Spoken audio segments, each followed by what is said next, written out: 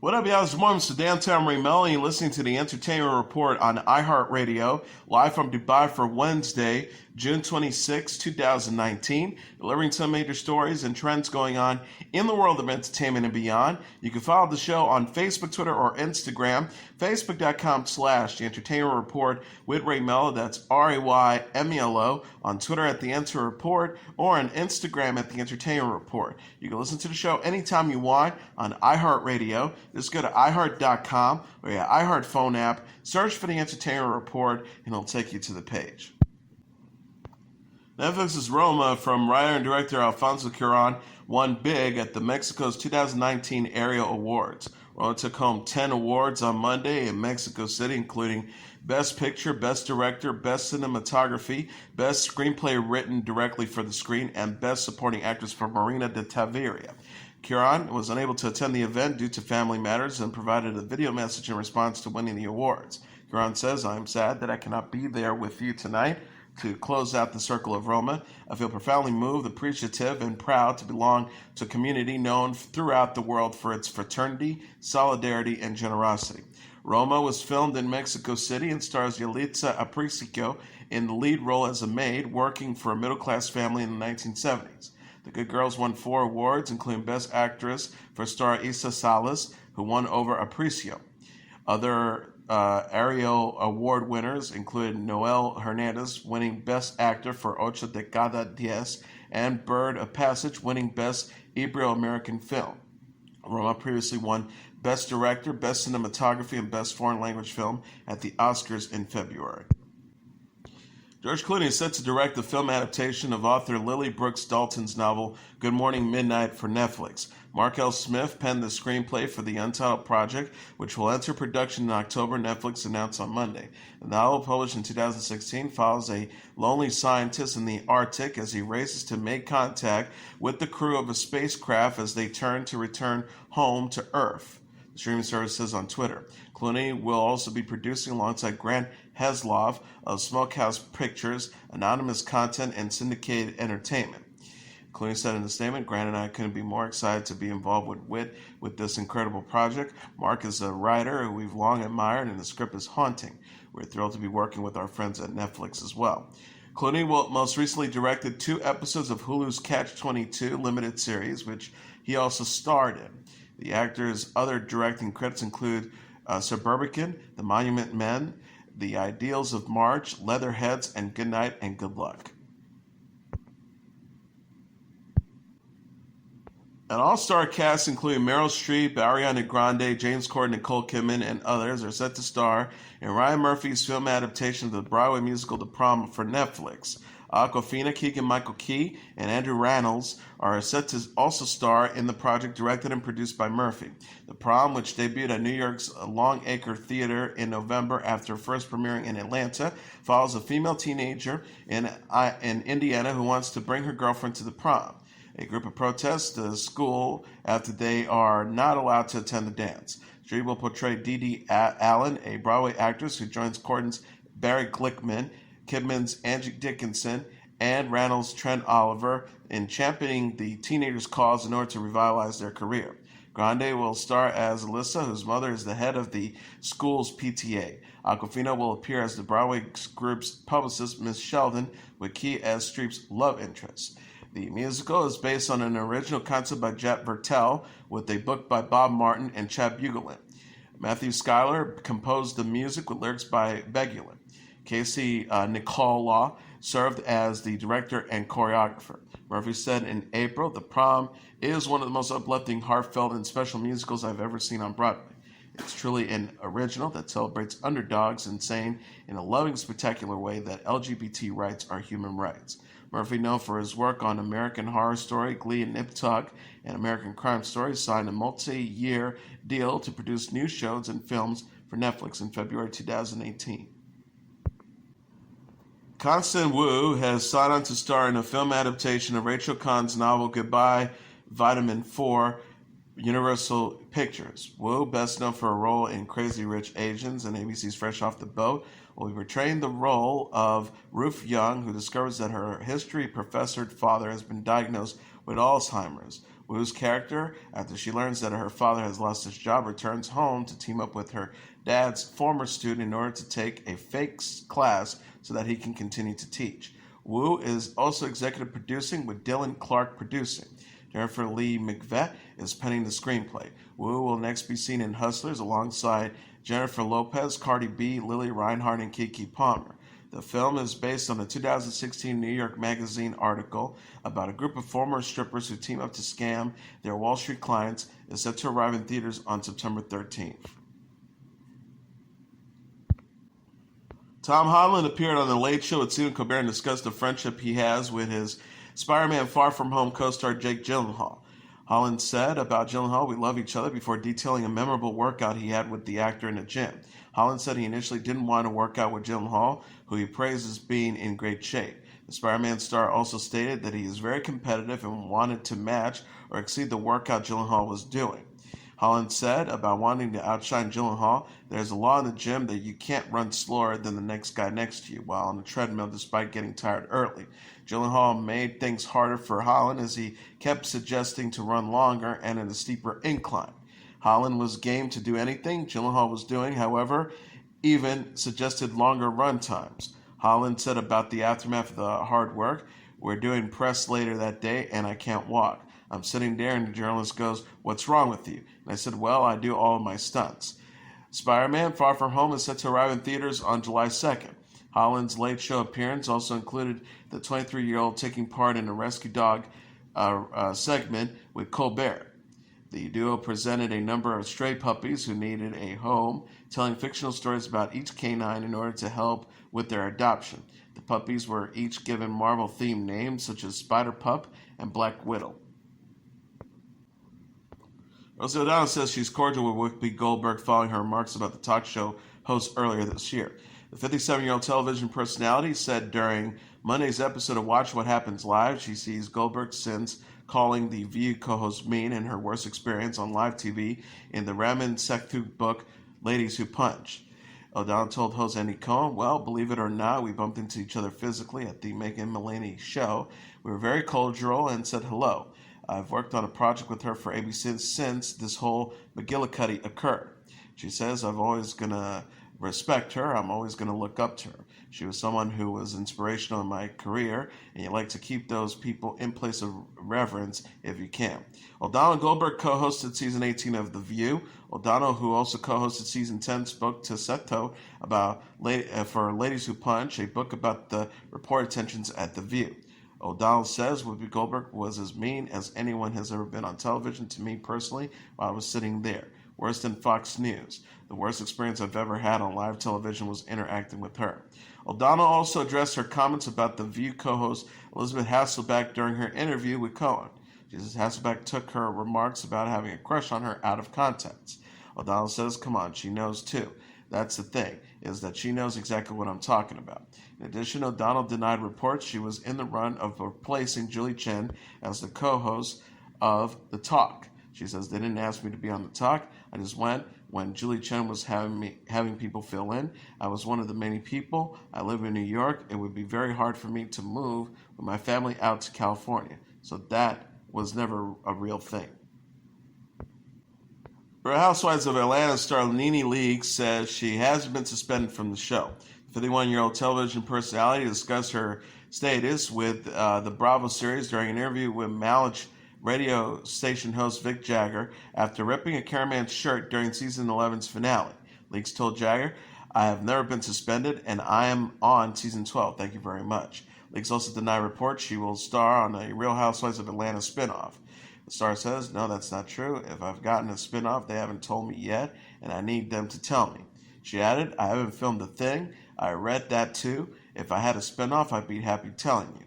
Rumors about Leakes being suspended surfaced after the season 11 finale when showed Leakes trying to stop a cameraman from going in her closet during a party. Leakes had told co-stars Candy Burris and Portia Williams not to go in her closet, but the pair did and the cameraman followed them in. Leakes previously said on Watch What Happens Live in March that she didn't think she overreacted by ripping at the cameraman's shirt. The star says, "How are you going to overreact in your own home? If I tell you to visit me and sit right there, you need to sit right there. You don't have the right to go through my house, to open my doors, my closets, my pantries, none of that. She also added, when you come to my house, you're not going to disrespect my home. They were not in the right because you can't come in someone's house. First of all, they weren't even invited upstairs. They just came upstairs on their own. Leakes had starred on The Real Housewives of Atlanta for 9 seasons. The show co-stars Kenny Burris, Cynthia Bailey, Portia Williams, Shamari DeVoe, and Eva Marcel. The U.S. version of The Office will only be available on a new NBC Universal streaming service as of 2021. Bonnie Hammer, the chairman of NBC Universal's direct-to-consumer and digital enterprises, said in a statement, "The Office has become a staple of pop culture and is a rare gem whose relevance continues to grow at a time when fans have more entertainment choices than ever before. We can't wait to welcome the gang from Dunder Mifflin to NBC's Universal streaming service." Starring Steve Carell, John Krasinski, Jenna Fischer, Rainn Wilson, and Mindy Kaling, the Pennsylvania set workplace comedy originally aired on NBC from 2005 to 2013. The mockumentary-style show is based on the similarly named UK sitcom created by and starring Ricky Gervais.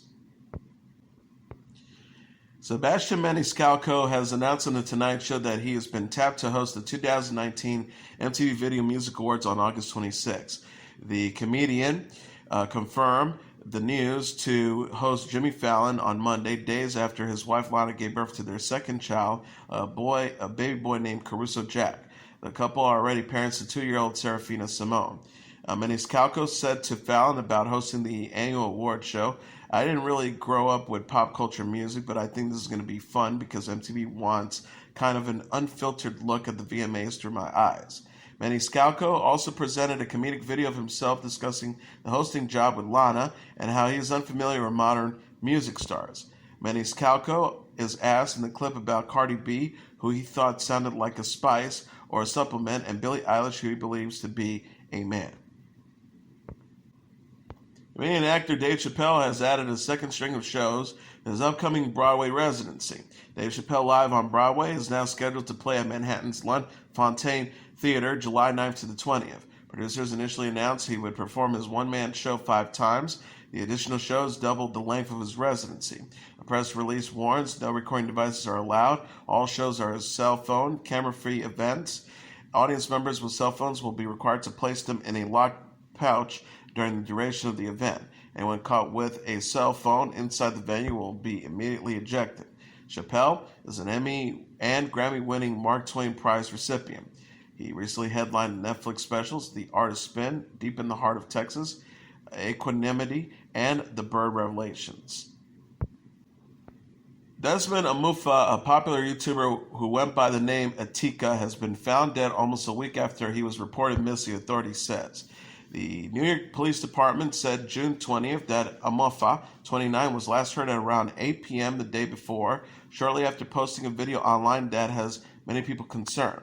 A department spokesperson said the authorities pulled his body from the East River on Monday evening after having received a 911 call about a body seen floating in the water.